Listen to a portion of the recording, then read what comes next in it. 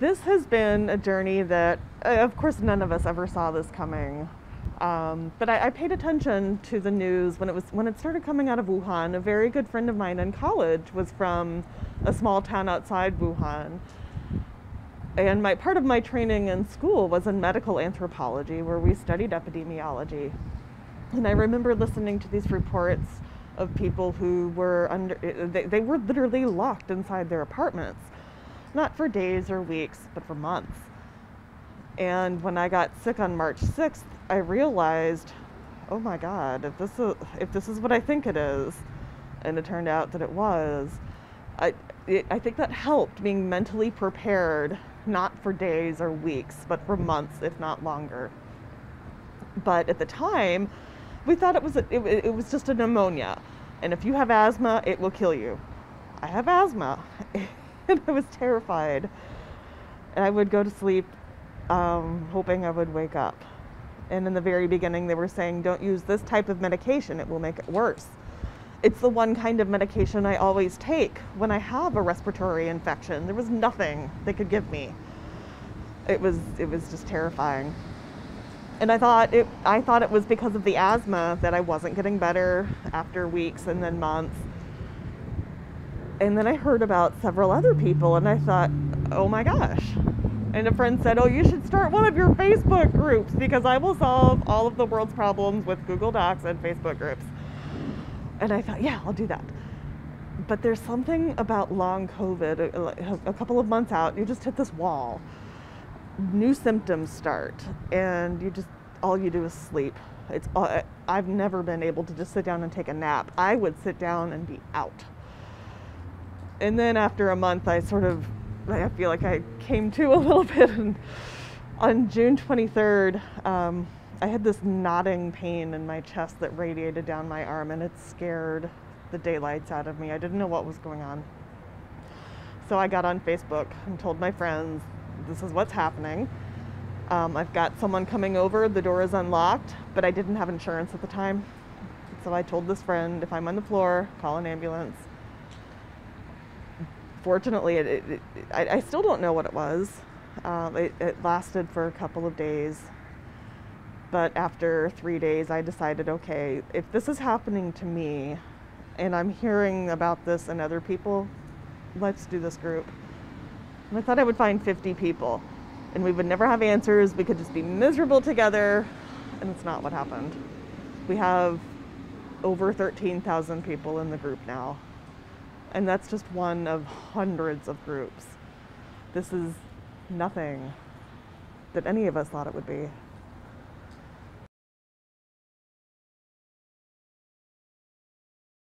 Yeah, and I had a chest x-ray at the time as well, with ground glass opacities, which is sort of a hallmark look of COVID. 1/3 of the people in my group were sick in March 2020. Yeah, and a lot of them, they have no proof that they had COVID. In order to access a post-COVID care clinic, most of them are required to have a positive test. And we have thousands and thousands of people who can't access that care. I don't want to say I'm lucky, I'm not. I got it again in October, and I tested positive at that point. It was different that time though. I didn't have pneumonia. My chest was clear. But I would sit there looking at my pulse oximeter, it measures your blood oxygenation. And we want it to be 95% or better. And it would be in the 80s, and then 77. The lowest it got was 62. And still at this point, I did not have insurance. And it was starting to get, the COVID cases were going up in Kansas City. They were starting to divert ambulances. And I thought, well, what am I gonna do? I don't have anything else it's just low. I'm going to go in there into an ER, and they're going to say, we don't know, they're not going to do anything, and they're going to send me home. So I just stayed home. I was able to get on insurance about 2 months later. So just in time for my first ER visit. It's terrifying, and it's not just me. I have a son. I can't imagine. I talk with people all the time who've lost parents. Oh God, he's my human. He's my buddy. That was the worst. That was just the worst. He would send me letters during that time, mostly asking for Legos. But it also struck me that I knew I wasn't the only one going through this. There were quite a few people who also were not just resisting care, but what are they supposed to do? They can't. There's nothing they can do about it. They know, and there were people who were far sicker. Some of them didn't make it. And I think it's beholden on those of us who did make it and who can speak to make sure we're speaking very loudly.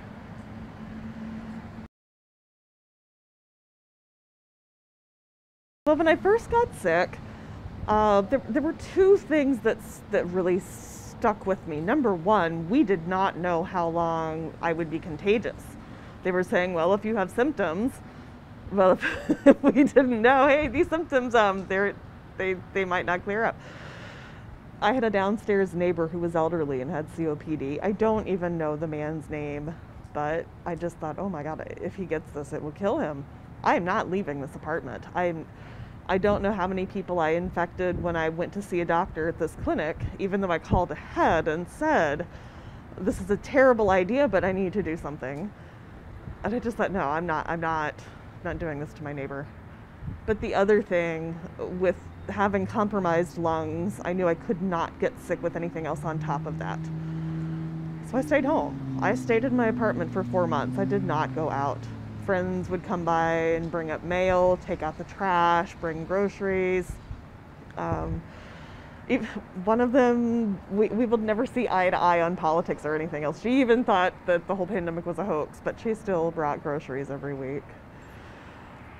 But you can't, I'm an archaeologist. There's no way I could do any of that at that point. And I did just some gig delivery jobs on the side. But I just had no idea it would last that long. And the apartment complex worked with me for a little bit. They would take weekly payments. I started teaching online enrichment classes, which is that's my jam. I love kids. And that brought in a little bit, but it wasn't enough. And they ended up they said, no, we're not renewing your lease. It wasn't an eviction. They just said, we're not renewing your lease. So I moved in with friends, and I was there for about a year. But it's not easy living with other people, of course. And I wound up getting COVID again, but people don't realize how big their bubbles really are, their exposure risks. The anxiety and the frustration, and then after losing a friend, a good friend, I thought, I love camping. I'm just going to take to the woods. So I went out. There's a state park I've been camping at for over 20 years. And I just went there. And I think it was cathartic at the time as well. I love stars. I love astronomy. It was good to just not worry about who else was breathing my air. The campground manager, he looked after me. He would, help out with firewood.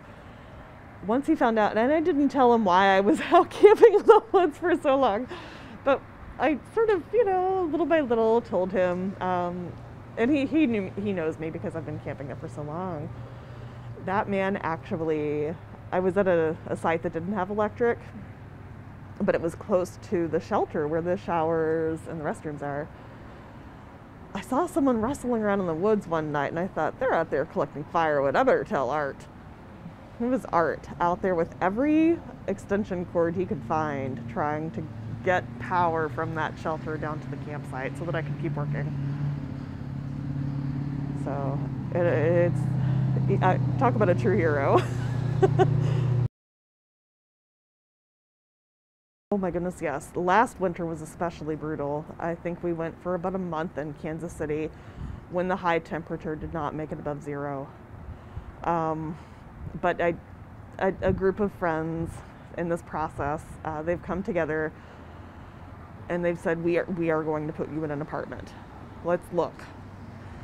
So the only obstacle I have is just paying off what's left at my former apartment. Well, what I'd really like to do is to take the group and turn it into a nonprofit, because right now no one is helping long haulers. I grew up working in medicine as well. My parents both work in medicine. My dad's a hospital administrator. Healthcare workers are sometimes the worst about seeking care. Well, it's not a severed limb, I'll just be okay. And I will admit, there are times when I should have. But each time I had COVID, like when I had COVID, it was different the first time, it was different the second time. I had some cardiac symptoms that seemed to resolve after I got the Moderna in February. That surprised me. We told our long haulers for months, this will not help your symptoms. But for about a third of us, it did. But then I got sick again in May. I tested negative 3 times, but I started having some very strange neurological symptoms. I haven't driven since May. I was falling down the stairs. I was just disoriented at times. And it felt like this fog lifted sometime in August. Like all of a sudden, oh my gosh, what just happened here? What has been going on the last several months? And I'm back to having some problems with shortness of breath. I don't know that I'll be able to return to archaeology. I would love to, but at the same time, I've gotten to do some really amazing things in my life. I sang professionally. I sang opera. I then decided I'm going to be an archaeologist. I'm happy with what I've done in this very rich life. But right now I have this mission. I'm very focused on helping other long haulers. This needs to happen. And I'm happy with that. Jake. I can't. It's hard to talk about him without, oh goodness. Jake Bryant. He was from Vidor, Texas, right? Just to the east of Houston on the coast near the Louisiana line. He joined the group very early on, but he was having problems breathing and he couldn't afford to get an inhaler. He worked gig jobs in construction, so he didn't have insurance and he could not get this inhaler, but he couldn't breathe. So I sent him a message and I said, hey buddy, what inhaler? And he said, I don't know, let me look at the prescription. It was just a generic albuterol inhaler, super cheap, easy peasy. So we helped him out with that. He was able to get that inhaler. 2 days later, we evacuated him ahead of Hurricane Laura. And he was just so grateful that he started collecting supplies, toys, and he would drive across the state line, bring gas for people to their, for their generators. I remember specifically, he was like, there's a little girl who likes unicorns. Let's get her unicorns. I said, okay, we'll get you unicorns, Jake. But he wasn't able to work. And he worked for a little bit, odd jobs here and there. But it was cold last winter, even in South Texas. He and his fiance were stuck in the car one night with a flat tire. Well, the spare tire was also flat. It was cold that night, and he started getting sick again. And it just went downhill. And by May, he was on a ventilator. He got sick in April 2020 with COVID the first time. Well, the only time. And then he wound up on a ventilator in May 2021, and we did not think he was going to make it. His heart was just so damaged. His lungs were so damaged because he wasn't able to get care. And we thought one night, I thought I was going to wake up to that message. But instead, I woke up to something even better. His heart function, just for whatever reason, improved. It was still bad, but Jake pulled that trach out and he was awake, and oh my God, he made it. And he told me when he was on the ventilator, he had these very vivid dreams. He dreamed that he and his fiance Tashina and I, he was just so calm and at peace. We were out living together at this lake fishing. That's all Jake wanted to do. And September 2nd, I got a message from Tashina that Jake collapsed, and they rushed him off to the ER. They couldn't get a pulse. They couldn't get a heart. They couldn't get a blood pressure reading, and he died 30 hours later. And I don't think I'll ever stop crying. I mean, he would just blow up my phone every day. He was my buddy. He was my buddy. A lot of us, it's not so much the mounting hospital bills. It just seems so insurmountable. We'll worry about that later. It's the day-to-day, I can't afford this medication that is keeping me alive. Jake is not the only one. There is a very long list of people I worry about daily. And if I have to empty out a Folgers can and go stand at an intersection myself, I will do it, because we're not losing anyone that way again. Not like that.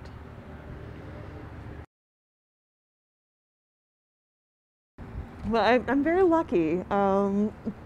There's a good friend of mine, Chris Kocher. He was with the Everytown movement. He brought all of the trauma-informed grief support over to the COVID survivor. He started COVID Survivors for Change, and that helps. We have regular meetings. There's a Zoom call every Thursday. But I will just be candid. I bottle a lot of this up in a very unhealthy way. But this isn't over. This is far from over. This is going to take years to untangle this trauma, and I know it will, but I have a lot of work to do right now. Last July, I was up one night. A lot of us deal with insomnia, and I thought, we should do an awareness ribbon. I'm gonna make an awareness ribbon. So I found some app, and I chose blue for code blue. That's what they would call, if you hear code blue being called in a hospital, someone is in cardiac arrest. And that's what a lot of long haulers have experienced when they've been in the hospital. And I chose yellow text because it's optimistic, it's hopeful. But back in August, COVID Survivors for Change and several other groups, we had an awareness day. And Chris Kocher, again, he said, so we have a lot of groups have adopted the Yellow Heart, like Yellow Heart Memorial, Rosie Davis, who's also a wonderful person. The Yellow Heart has since come to represent those we've lost, the people we've lost to COVID. But Chris wanted to incorporate blue as well to honor long haulers. And I'm so grateful for him. But the blue is the way that it surrounds the Yellow Heart. It's also a protective. We don't want anyone to join this Yellow Heart Club. And the blue, you'll see blue everywhere now to represent long haulers, and I don't know. I feel like I'm just a drop, a tiny drop in this vast COVID sea. But someone listened, and when we had this awareness day in August, New York City lit up yellow and blue. Minneapolis lit up yellow and blue. One of our, Amanda Wilson, who's also a long hauler, she lost her son to COVID, her young son. She got Niagara Falls to light up yellow. So it's amazing to see. We always think there's nothing I can do. Maybe there is, even if it's a ribbon. One big thing, we hear a lot of people say things like, oh, well, if you need anything, let me know. When you're at the bottom, it's hard to reach out, and I think it's beholden on all of us to pay attention to each other right now. If someone's quiet, you go check on them. You call them, you send that message. Because there are a lot of people, it doesn't matter if they're a long hauler or not. This is difficult for everyone, and we're all struggling in different ways. So, it doesn't do to compare. I had a good friend say last night, well, I know I don't have as bad as some. No, it's still valid. And one thing I've done every day of this apocalypse is I've reached out to one friend. I'll send a message, I try to call, and I'll ask them, how are you doing really? And I think that is what will get us through this pandemic. Just pay attention to each other. If someone's quiet, check on them.